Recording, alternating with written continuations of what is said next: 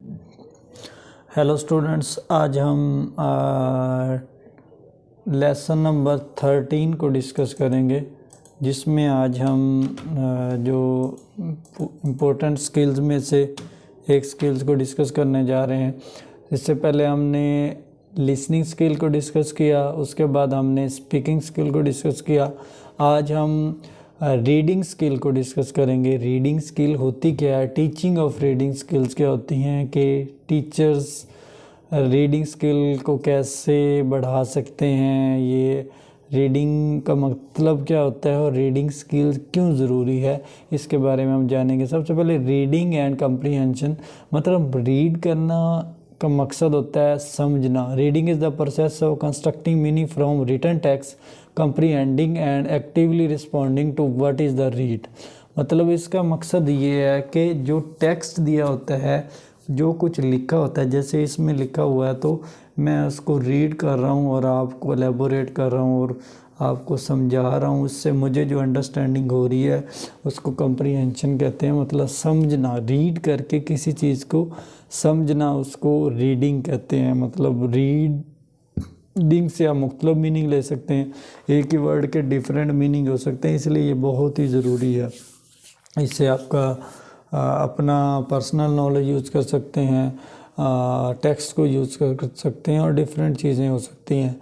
Reading involves में क्या होता है, रीडिंग में क्या क्या हम identify the words in print, word recognition, construct and understanding from them, comprehension, coordination, identifying words and में, मतलब यही चीज़ें आ रही कि रीडिंग में समझना, आइडेंटिफाई करना, अंडरस्टैंड करना, रिमेंबर करना, और ये सारी चीज़ें हो सकती हैं। एक्सटेंसिव एंड इंटेंसिव रीडिंग, ये बहुत दो इम्पोर्टेंट काइंड्स होती हैं रीडिंग की, एक्सटेंसिव एंड इंटेंसिव, इसके बारे में हम जानेंगे।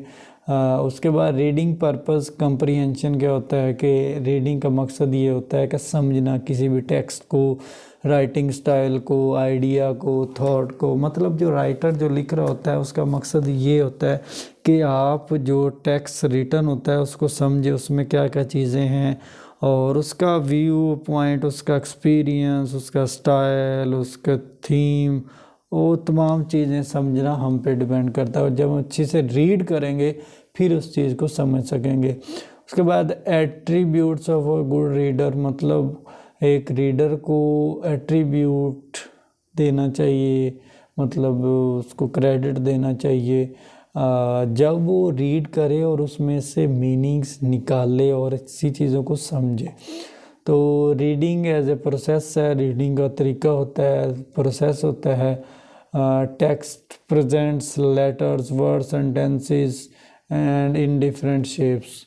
तो वो कह रहा है कि जो टेक्स्ट होता है वो डिफरेंट काइंड्स में होता है। टेक्स्ट में लिखा हुआ जो वर्ड्स लिखे होते हैं, लेटर्स हो सकते हैं, छोटे छोटे वर्ड्स, दो लफ्ज़ों को, सेंटेंस, पैराग्राफ, मीनिंग, मतलब जो चीज़ें लिखी होती हैं उनके डिफरेंट मीनिंग हो सकते हैं। ये डिपेंड करता है रीडर पे, रीडिंग करने वाले पे। एक्सटेंसिव रीडिंग क्या होती है, सबसे पहले हम इसको डिस्कस करेंगे। It is the practice of reading large amount of text for extended period of time. It is a central component of any course with the goal of building academic reading abilities.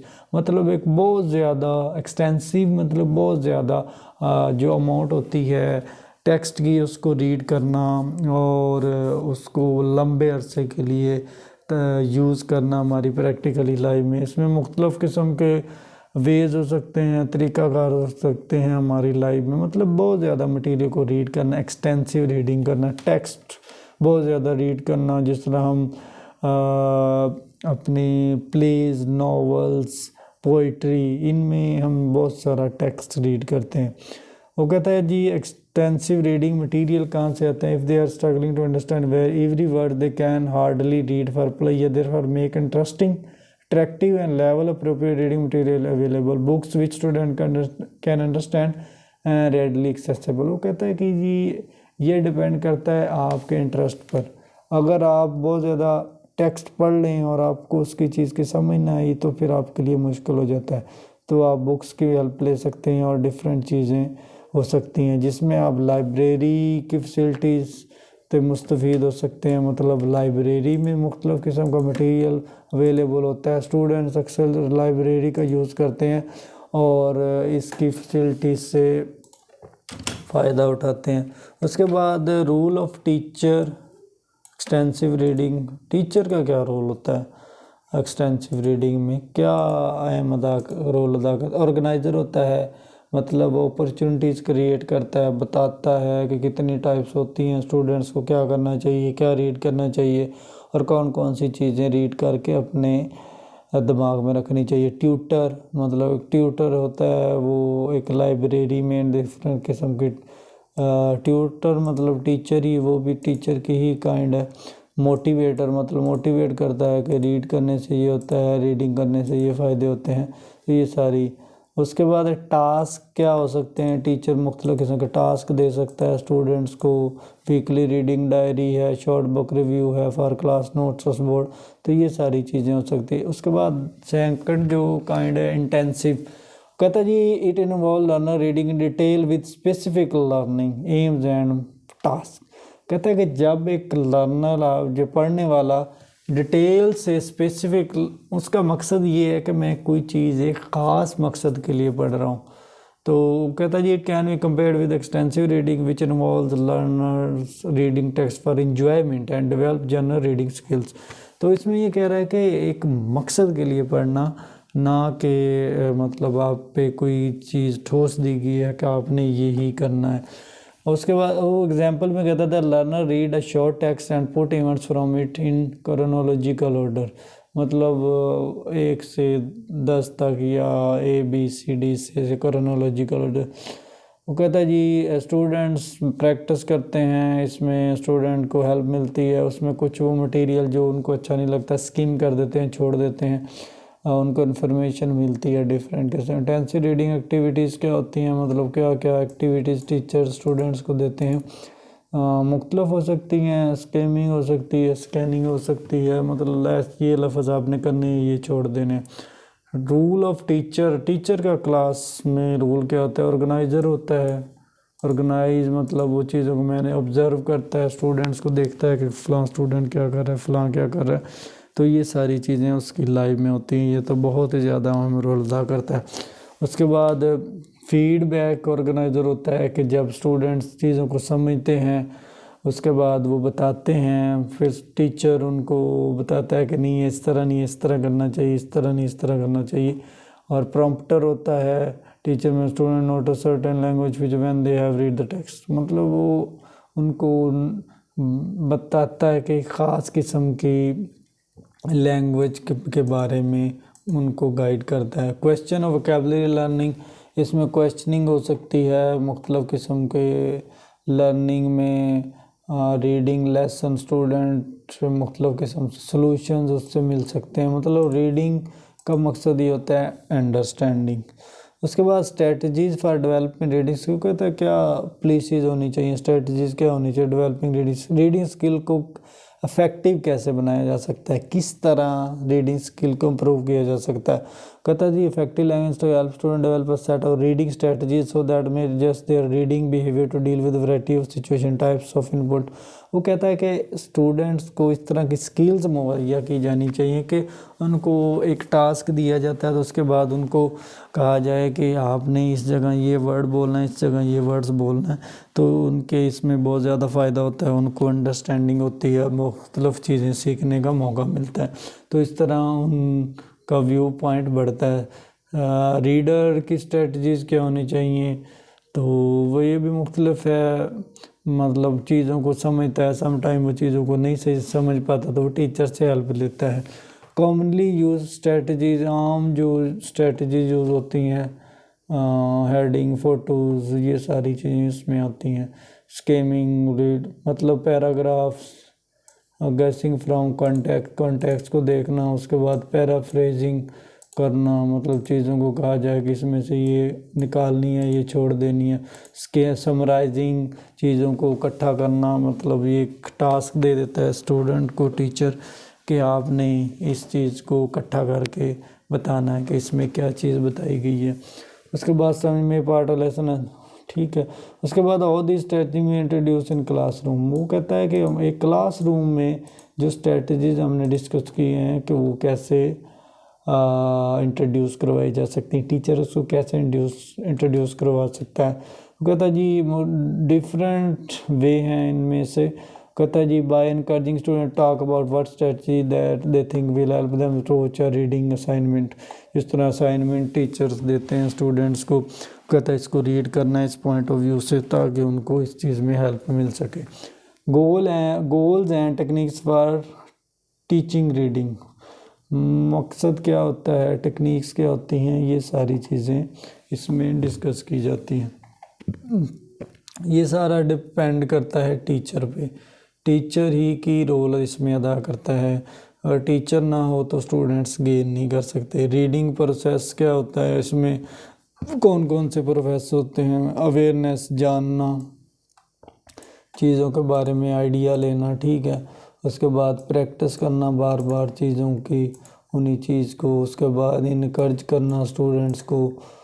तो उसके बाद reading assignments को read करना।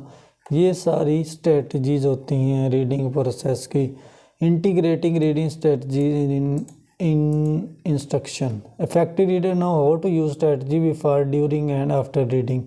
के effective reader वो होता है जो यूज़ कर सके स्ट्रेटजीज़ को, अपनी पॉलिसीज़ को, जब वो पहले पढ़ रहा होता है या दरमियान में या एंड पे टेक्स्ट के।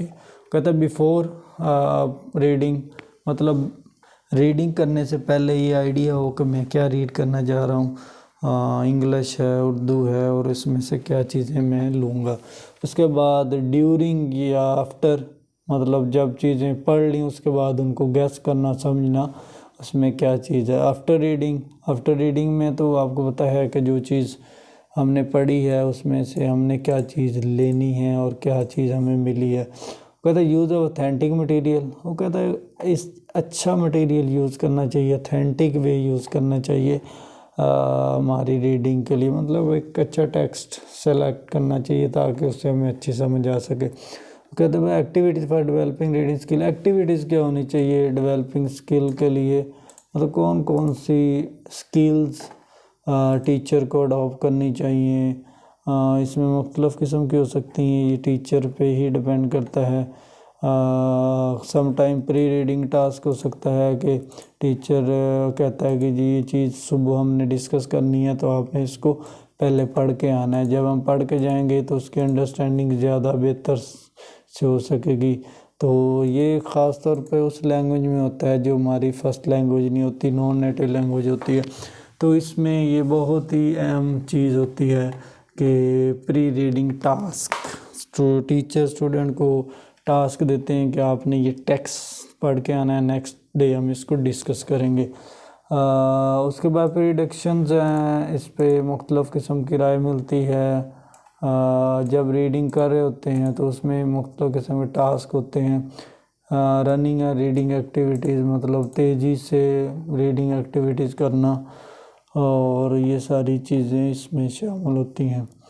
तो एंड पे एक्टिविटीज़ होती हैं, discussion about the text, summarising text, reviewing text को डिस्कस करना, उनका एनालिसिस करना, एंड पे मफ़हूम निकालना, रिव्यू करना, उसको दोबारा पढ़ना। Follow up speaking task related to topic, मतलब जो कुछ बोला गया है, जो बताया गया है उसको लिख के उसको भी रीड करना। Looking at the language of the text, कि लैंग्वेज देखना कि कौन सी लैंग्वेज पे हम काम कर रहे हैं और कौन सी लैंग्वेज हमारे लिए बहुत ज़रूरी है। तो ये सारी चीज़ें हमारी ज़िंदगी में बहुत अहम रोल अदा करती हैं। तो ये टीचिंग जो स्टाइल है और रीडिंग स्टाइल इसमें ऑब्ज़र्व किया जाता है। इसमें आज के लेक्चर में यही चीज़ बताने की कोशिश की गई है कि रीडिंग स्किल हमारी ज़िंदगी में क्या रोल अदा करती हैं, और रीडिंग स्किल हमारे टीचर्स के पॉइंट ऑफ व्यू से क्यों ज़रूरी है, और टीचर्स को रीडिंग स्किल्स कैसे स्टूडेंट्स में क्रिएट करनी चाहिए, और कैसे अवेयरनेस होनी चाहिए स्टूडेंट्स को रीडिंग स्किल के बारे में। रीडिंग स्किल बहुत ही अहम है। हम कोई टेक्स्ट रीड करते हैं, कोई नॉवल रीड करते हैं, कोई शॉर्ट स्टोरी रीड करते हैं, कोई ड्रामा रीड करते हैं, लिटरेचर में ख़ास तौर पे। लिंग्विस्टिक में भी ये चीज़ें हम रीड करते हैं, ये हमारी लाइफ में बहुत अहम रोल अदा करती है, ख़ास तौर पे स्टूडेंट्स के लिए। कुछ स्टूडेंट्स चीज़ों को एक दफ़ा रीड करते हैं, उनको अंडरस्टैंडिंग हो जाती है। कुछ स्टूडेंट 2 दफ़ा रीड करते हैं, उनको अंडरस्टैंडिंग बहुत मुश्किल होती है। कुछ स्टूडेंट्स 3 दफ़ा रीड करते हैं तो वो चीज़ों को पिक कर पाते हैं। तो इसीलिए टीचर्स मुख्तलिफ़ किस्म के टास्क असाइन करते हैं, मुख्तलिफ़ किस्म की पॉइंट ऑफ व्यू देते हैं, उनको बताते हैं कि आपने इसको ऐसे फॉलो अप करना है ताकि आप जब नेक्स्ट डे क्लास में आएंगे तो आप अच्छे से इसको समझ सकेंगे। टीचर भी इसमें स्टूडेंट्स की हेल्प करते हैं। तो ये बहुत ही इम्पोर्टेंट स्किल है। तो आज हमने रीडिंग स्किल के बारे में पढ़ा और रीडिंग स्किल के बारे में जाना कि इसमें कौन कौन से 2 टाइप्स होती हैं। इंटेंसिव रीडिंग स्किल हमने पढ़ी, एक्सटेंसिव रीडिंग स्किल पढ़ी। इंटेंसिव में थॉरली मतलब स्पेसिफिक ख़ास मकसद के लिए चीज़ों को पढ़ना। एक्सटेंसिव में बहुत ज़्यादा ह्यूज अमाउंट में चीज़ों को पढ़ना, हमने इसके बारे में डिस्कस किया। उसके बाद रीडिंग स्किल को बढ़ाया कैसे जा सकता है, रीडिंग स्किल की इम्प्रूवमेंट कैसे हो सकती है, उसके बारे में हमने चीज़ों को डिस्कस किया। नेक्स्ट लेक्चर में हम जो लास्ट स्किल रह गई है राइटिंग स्किल, जो बहुत ही अहम स्किल है, उसको डिस्कस करेंगे।